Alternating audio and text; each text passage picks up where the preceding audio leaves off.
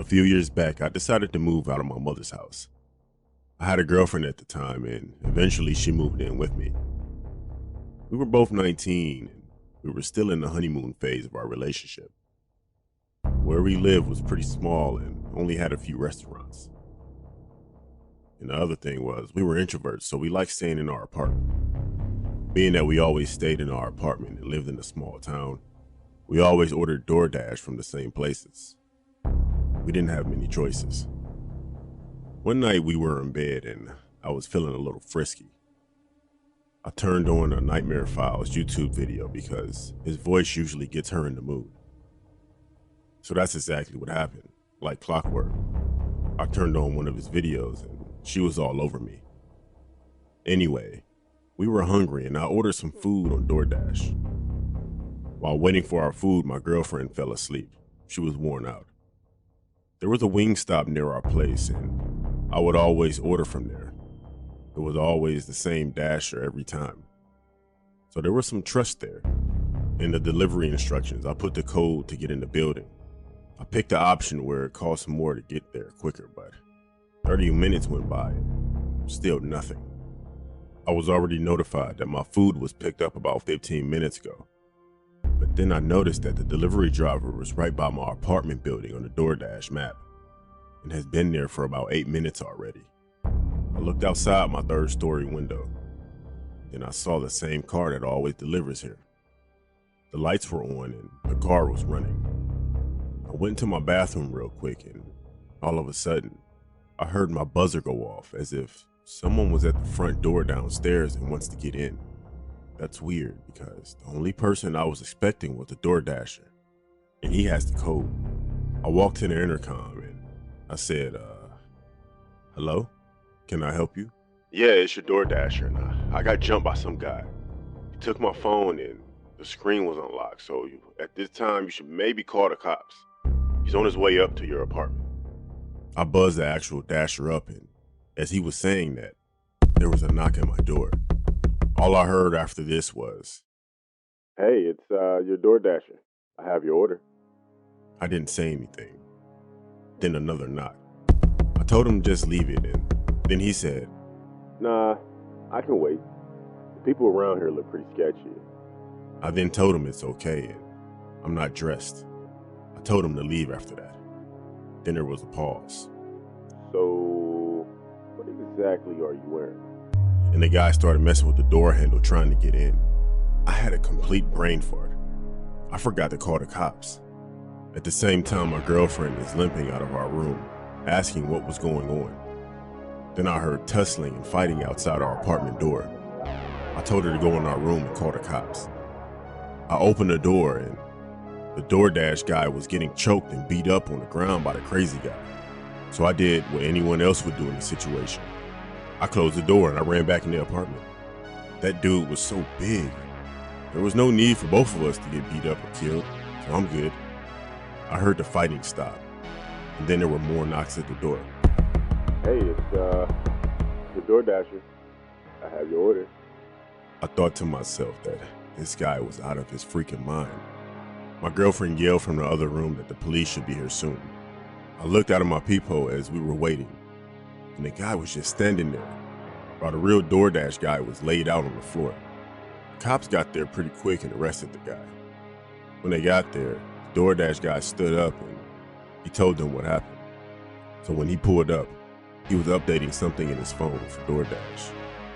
As he stood outside of his car, all of a sudden, some guy came out of nowhere and smacked him a few times, then he punched him and knocked him out. He took his phone and the food and went to the apartment.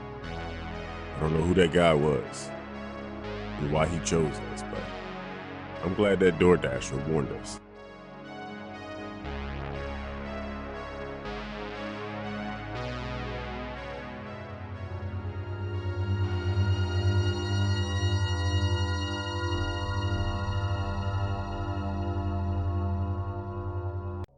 I've never had anything like this happen to me before, so I'm not sure if perhaps I'm overthinking it.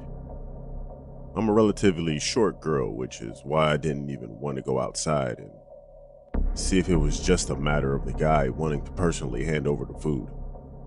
So yesterday at around 5 a.m., my friend had ordered me some Doordash. We always put the leave at the door option, especially when it's in the morning, so it just turns into a matter of waiting for the dasher to leave. However, the guy I got yesterday scared the hell out of me. We had gotten a Doordash notification that the food was dropped off, ready for pickup. I didn't notice until later, but there was no picture. I was just about to walk out, but before I opened the door, I looked out the window when I noticed that he was just standing there. Not on his phone, not trying to see if he was at the right house, nothing. No kind of movement, just standing there. I was a bit confused, so I told my friend. I asked if she had put the leave at the door option, and she said she had. So I waited a bit before she decided to call and remind him to just leave it at the door. I can see his phone lighting up, but he never answered. He ignored every call and every text. He even answered once and immediately hung up on her. It wasn't even a matter of stealing my food. If that was the case, he would have just drove off with it. He spent a while waiting, and at one point almost went out when I no longer saw him. But I realized that he was just standing behind one of the bushes. Then he just sat in his car across the street, waiting. He hadn't even left the food at the fence. He just took it with him and he waited in his car. He even drove off angrily, almost like he was upset that I didn't go out to see. So when he drove off, that was around the same time that he hung up on my friend. All the times that he waited, outside the fence, behind the bush, and at his car, it lasted around 10 to 15 minutes each. I had no doubt that this guy was up to something. He was a little weird. Then that was confirmed a few days later when I saw that a DoorDash driver tried kidnapping a little girl when she came out to get her food. And it was that same guy. I'm not gonna lie, that was one of the weirdest nights of my life.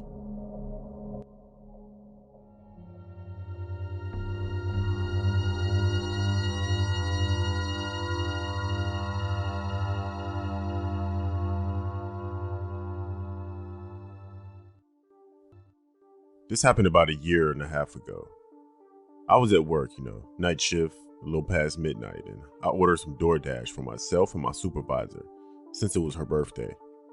I was happy to see that I had the same driver as last time, as I work in a small building among other identical buildings with a convoluted road system in between them all. It can be a little confusing to someone not used to it. I had been watching the map and went outside when I saw that he was close. I stood under a cluster of bright lights in our parking lot, wearing neon yellow. You couldn't miss me. I immediately get a call from my driver asking me to come to him. I look around and I don't see anyone until I walk a couple yards to the center of the lot. He's sitting on the side of my building by the dumpster, where there's no light. He also has his lights off. I'm thinking, what the hell, dude? I start waving my arms and telling him I'm in front of the building, and he's on the side. He hangs up and just chills there for a minute. At this point, I'm really annoyed because our food is getting cold and this guy delivered to me before in the same exact spot a week before. Finally, he turns his lights on and comes over to me. As soon as he pulls up, he's speaking another language into his phone, which then translates in English. Something like, "Hello, I'm practicing English. I need new friends. Will you be my friend?" And then he puts the phone toward me. I feel like I'm speaking to a child and I just say, "Oh, that's a cool app." And I look at him, just waiting. We just stared at each other for a few seconds. Keep speaking into the app about needing friends, and I tell him that my supervisor is waiting for me. And I reach my hand out for the food. So when he reaches out, he actually touches my hand and then asks for my number, but he tugged on me slightly. At this point, the fact that he had tried to get me in the dark, plus his persistence, turned my growing annoyance into fear. I tell him I need the food, and he asked me to get in his car in perfect English. Thank the Lord that at this moment, someone in my sister building comes out and makes their way over to the lot. He finally gives me my food and scurries off, which freaked me out. Why after all of that would he speed off? at the sight of another person. And how did he just learn English that quick? First, he wasn't speaking it clearly, but then out of nowhere, he spoke it very well. Clearly, his intentions were not good. I reported all of this to Doordash at the time, as well as my local police and social media. And it turns out that he's done this to someone before who lives about 2 miles away from me. She had also ordered late night, and he apparently asked her if she lived alone, and if they could hang out while holding her food hostage. Doordash assured me they deactivated him, but his boldness plus the fact that he seems to only drive late at night makes me think he does this a lot and has probably already assaulted someone. Again, I'm just glad that other person walked out of that building next to ours.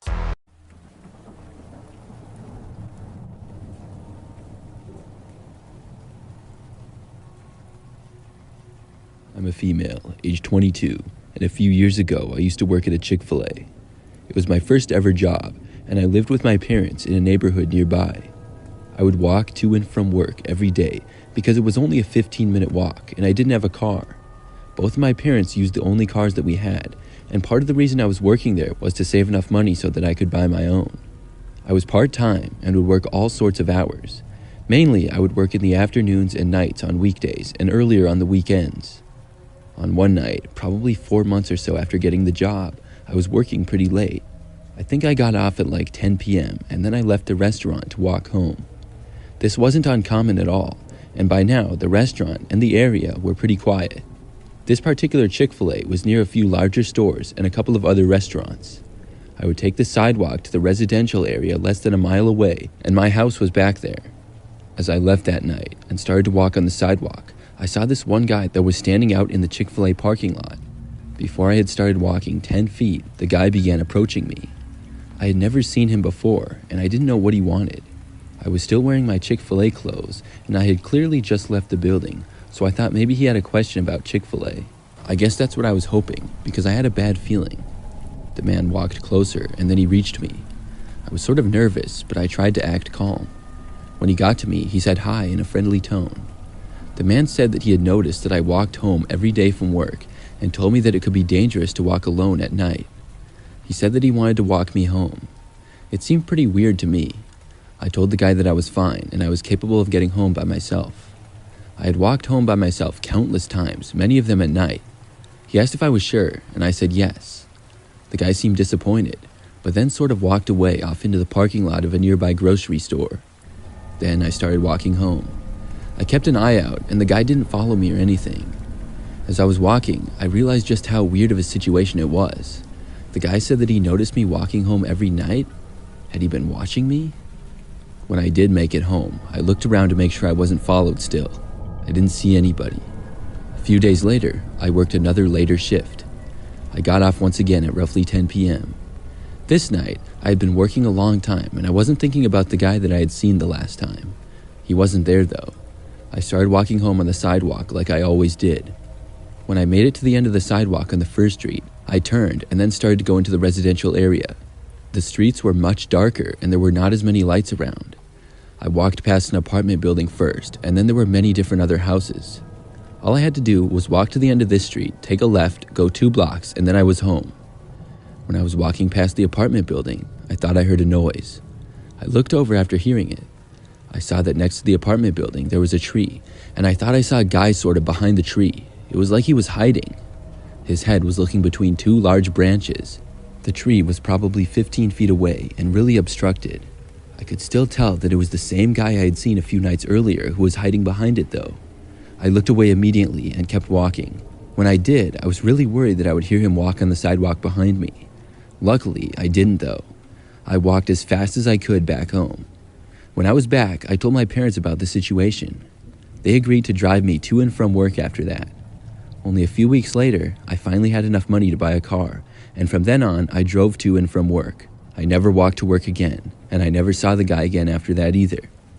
If I had to guess, I would say that he lived in those apartment buildings. That must have been how he had seen me walking home from work every single night. It really creeps me out that he probably saw me walk home many times without me knowing, especially the way that he was hiding behind the tree watching me.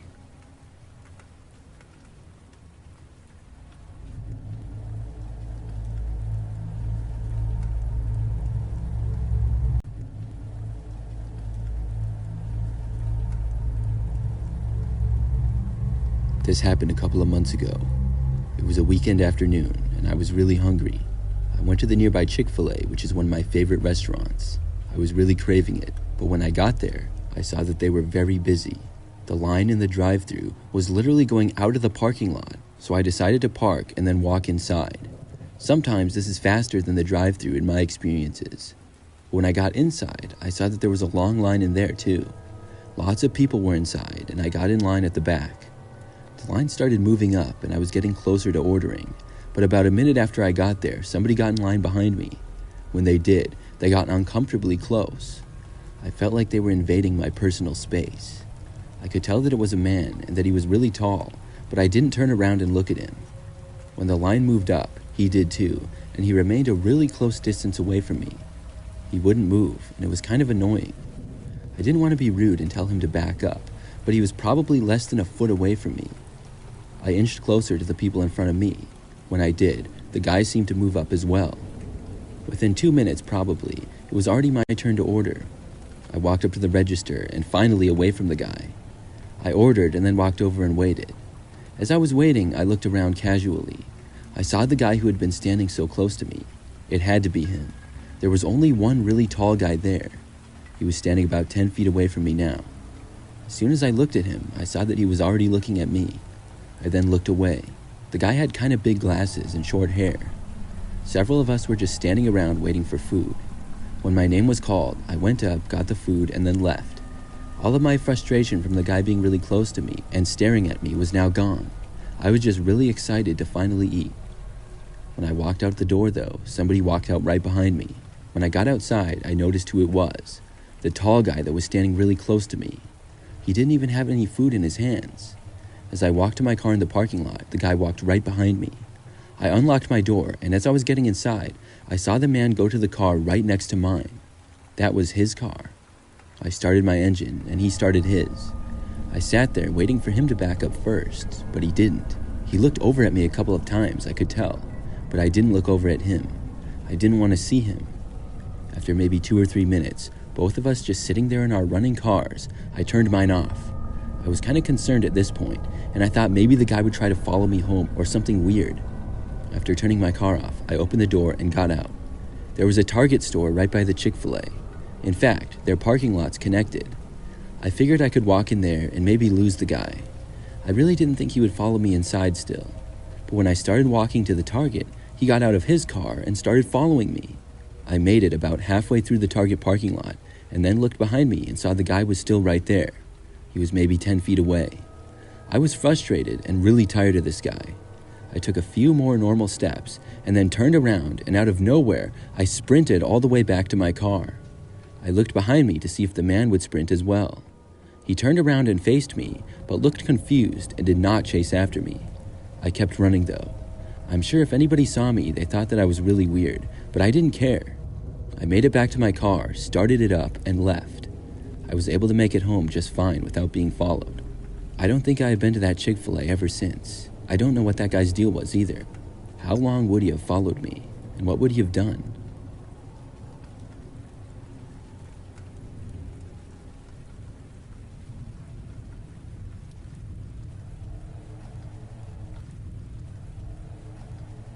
I used to work at a Chick-Fil-A. This was about 5 years ago now.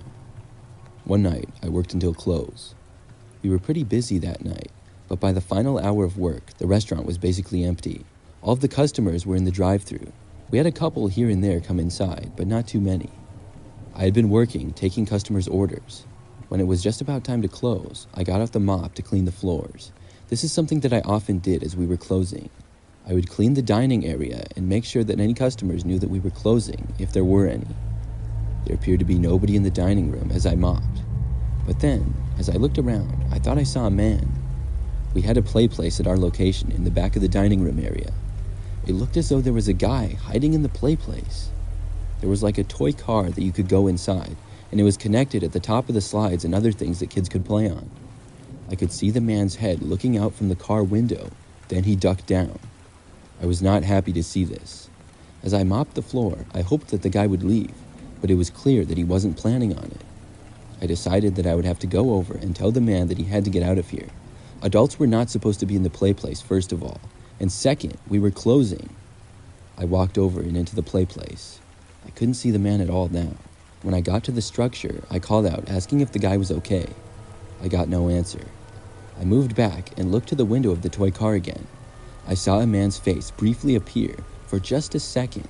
Then he ducked down and out of sight quickly. I said that we were closing now and everybody had to leave. Still nothing. I wasn't quite sure what to do.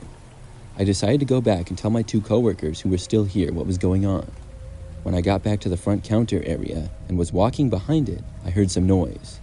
I looked and saw a guy running out of the front door of the restaurant. I was glad to see him leave. I really didn't know what he was doing in there.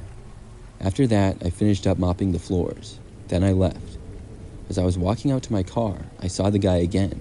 He was standing near the building on the end. When I looked in his direction, he quickly moved to around the corner. I left after that. I've always wondered what that man was trying to do, hiding inside. Was he planning to rob the place after we closed? That's my best guess. I also don't know why he was still hanging around afterwards. It was very mysterious.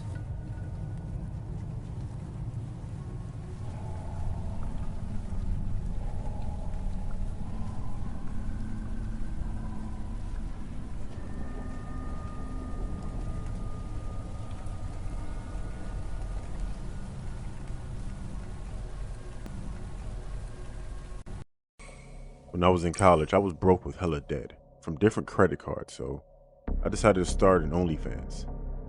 I was very reluctant at first, then I just said forget it. I look good enough to make money, so why not? The first day that I was on there, I made it free to subscribe to me so I can get followers quick. Then I linked all of my social medias through my IG. My OnlyFans was on there also. My IG was public, so anyone could get it. Pause. I logged on and I started a live stream, and a few people got on. Then it was just one person. I wore glasses and the guy told me that I was gorgeous and to take my glasses off. So I did. Then he sent me $10. I told him thank you. Then a message popped up on the screen. You have nice lips. Can you put on red lipstick if you have it? I said of course. So I got up and I got my lipstick. Sat down and I put my lipstick on. Then I was sent $25. I told him thank you. Then he asked, if I give you $100, will you do whatever I say for the next 15 minutes? I told him that I don't think that's worth it and I was about to log off. He said, no, not yet. What about 300? I gave the same answer. Then he simply just put 1,000 enough? I sat there and I thought about it. Then I said, yeah, I'll do it. Then I set an alarm for 15 minutes. The first thing he asked me to do was to blow him a kiss and smile. So I did. Then he told me to say that I love Adam. Then I said it. At that point, I was thinking that this was pretty easy. Then he asked me, do I have a red dress? I said, yeah. He then asked me to try it on. So I put the dress on and he called me beautiful. Then the weirdest request popped up. It simply said, cry. I asked him what that meant and he said he wants me to cry. So I sat there for a few seconds and I began to try to cry. He typed, nope, none of that fake stuff. I want real tears and emotion. I told him I don't know if I know how to do that. And he said, then no money then. I tried again and no luck. He then put $1,500 in the chat. Well, he typed it. I said, okay. And I walked into my kitchen, opened the refrigerator door, put my hand inside, and closed it as hard as I could. I walked back to my laptop and I began to cry. He put good girl in the chat. Then he asked me, do I have scissors? I said, yeah, why? He typed, cut your hair. I said no, then he typed $2,000 in the chat. I paused for a few seconds and I said, okay. I grabbed some scissors, sat back down, and then he typed, nah, use a knife, not scissors. Again, I paused and I said, okay. I grabbed a knife, sat down, and began to cut my hair. Then my ponytail was gone. He typed, you look good with short hair. Then he asked me to take my dress off, and I said no. Then he typed $2,500 in the chat. Then luckily my alarm went off, and I told him that time is up. Then he typed, how about 15 more minutes for $6,000? I said no. Then he asked, "Do you want these to go public?" Then I received 77 photos. I clicked on them. They were from my iCloud.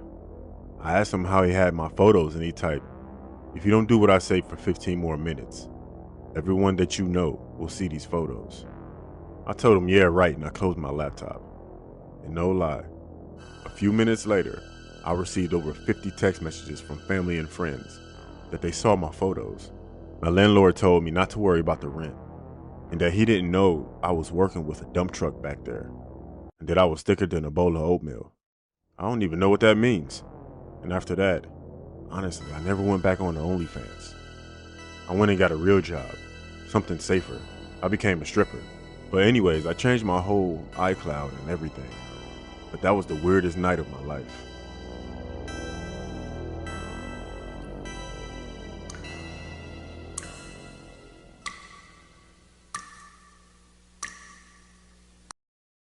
It all started with a Zoom call. At least, I only became aware it was happening because of a Zoom call. For all I know, it could have been happening for much longer, but the day of the second post-lockdown work meeting was the first time I noticed it. We're in the middle of a pretty tedious brainstorming session with a few members of marketing when a coworker interrupts whoever's talking to address me by name. It actually made me jump at first. I was totally tuned out, so hearing my name brought me right back around again. I respond, "Huh? Yep, I was listening." When I notice the person who addressed me is now closely studying their own laptop screen. "I don't mean to alarm you," they said, "but I think someone's watching you through the window behind you." I know exactly which window he's talking about, so I turn, a bit nervous at the idea of discovering he's right, only to see that there's no one there. I'm more relieved than anything, to be honest. I figured he was playing a joke on me because he clocked that I was nodding off during the meeting, and I'd be lying if I said I didn't maybe deserve it a little bit. "Very funny," I said, and a few of the other callers had a little titter at the impromptu prank. "I'm sorry, but I wasn't joking," the guy said. "Did no one else see that? I'm so sure." You're probably just seeing things," someone else chimed in, and within a few minutes, the whole thing was completely forgotten. A smudge on the screen, a bit of lag on the call, eyes playing tricks. There were 100 ways to explain it. The truth was literally unthinkable at that stage. A short while later, the exact same thing happens. The same guy interrupts, only far more urgently this time, saying, Look, it's right there. I'm not imagining it. You can all see that, yeah?" I know what he's talking about, only I don't turn around immediately. I look at my own webcam feed to see what he was talking about, and right when I see it, what's clearly the silhouette of a head in the window behind me, I hear one of the other callers say "Oh, wow, I see it too." I spin around just in time to catch the quick blur of whoever was watching me, ducking out of view. I'm actually really creeped out at this point because it obviously wasn't just somebody walking past my ground floor bedroom. Someone had actually stopped to stare inside. My window isn't even facing the street. It's at the side of the apartment block, like you have to actually go out of your way to find it. Now, I'm only 5'3" and I'm 8 stone, which for any Americans reading this means I'm tiny. And I had to make sure if someone was actually creeping on me, they weren't just hiding out and waiting until I was vulnerable. So, phone in one hand, kitchen knife in the other, I tell the Zoom call that I'll be right back and then head out to make sure that everything is kosher. It's peak lockdown during all of this, so the streets are pretty much deserted, so I'd think I'd have noticed anyone wandering around. But there was no one, not a soul in sight. So I guessed, or rather hoped, that it was just some neighbor kids messing around, maybe looking for a wayward ball or something. About a week goes by and the whole window face incident has been at the back of my mind the whole time. For a lot of young women who live alone, the idea of being targeted where we're most vulnerable is frankly terrifying. So the prospect of that nightmare coming to life just didn't bear thinking about. I'm not saying I was on edge the whole time or that I lose sleep over it or anything. But let's just say I held my keys a little tighter in my fists whenever I walk down the street my apartment block is on. But anyway, at one point I head out to the grocery store to pick up food, and I ended up caught in one of those super long COVID lines that you're stuck in for like 40 minutes before you're allowed into the store to buy your stuff. This is on top of the fact that the store near me had implemented this dumb one-way system in the aisles in an attempt to stop the spread. My point is, a trip that would have normally taken like half hour ends up taking more like 90 minutes, and an annoying amount of my day has been completely wasted. So I'm already in a bad mood by the time I get back to my apartment, only to find that the front door has been bashed in. Apparently, there had been a break-in while I was out. If only criminals could work from home. It seemed obvious that it was a burglary at first. All my stuff had been strewn around, drawers and cabinets were opened and emptied. The TV was still there, along with my PlayStation, but most break-ins just go for jewelry and phones, I heard. Anything small that they can pawn easily. Obviously, I called the cops like there and then, who arrived within a half hour or so. They advised me to help them look around the apartment for anything that might be missing, valuable electronics and whatnot, but I told them I already looked and that nothing obvious seemed to have been taken. My bedroom looked like it had been hit by a bomb. Clothes had been strewn all over the place. Whole drawers had been pulled out and flipped, like whoever broke in was looking for something. One of the cops spent some time looking around in there before he called out to his partner. "Hey, we need forensics up in here," is what he actually said. I asked him what the deal was, if he'd found something that I should know about. Both cops had been warm, friendly, and helpful up until that point, but when I asked him why forensics was needed, one of them told me not to worry about it and to stay out of my bedroom for the time being. It was no big deal at first. I was just grateful that they showed up so fast, even if they did wear masks and insist on keeping 6 feet between us at all times. So by the time forensics team showed up, I'm out front of my apartment building talking to my mom on the phone. Only when I see what they're actually doing in my apartment, it triggers what I can only describe as a mini freakout. Guys in gloves and white coverall suits have been scooping big handfuls of my underwear into bags, sealing them, then taking them out to their truck outside. And then it dawns on me, whoever broke into my apartment had left DNA on my underwear. Now, I probably don't need to tell you how exactly they'd done that. The whole thing grosses me out too much for me to actually type it. But the thing that really got to me was, if I'd actually been home that afternoon, there's no telling what would have happened if some violent perv had actually gotten their dirty hands on me. But anyway, the story does actually have something of a resolution and thankfully a happy ending, because they had this guy's DNA. Police were able to match it on their database with a guy who'd had multiple run-ins with the law for public exposure, among other things. He was arrested, and he's now looking at 3 years in prison for aggravated burglary, some kind of charge like that. But the whole thing came full circle for me in an interview with some detective who'd mentioned that this guy liked casing his victims' places before he struck. "Over the past month or so, have you seen anyone hanging around your apartment who doesn't live there, maybe someone looking through your window?" He said it. He literally said it. It was him, that day when I was in the Zoom call. It was him that had been looking through my window. He'd been stalking me for God knows how long, and when it came for him to actually get me, only by the grace of God was I lucky enough to have been out grocery shopping. Otherwise, it doesn't bear thinking about what might have happened.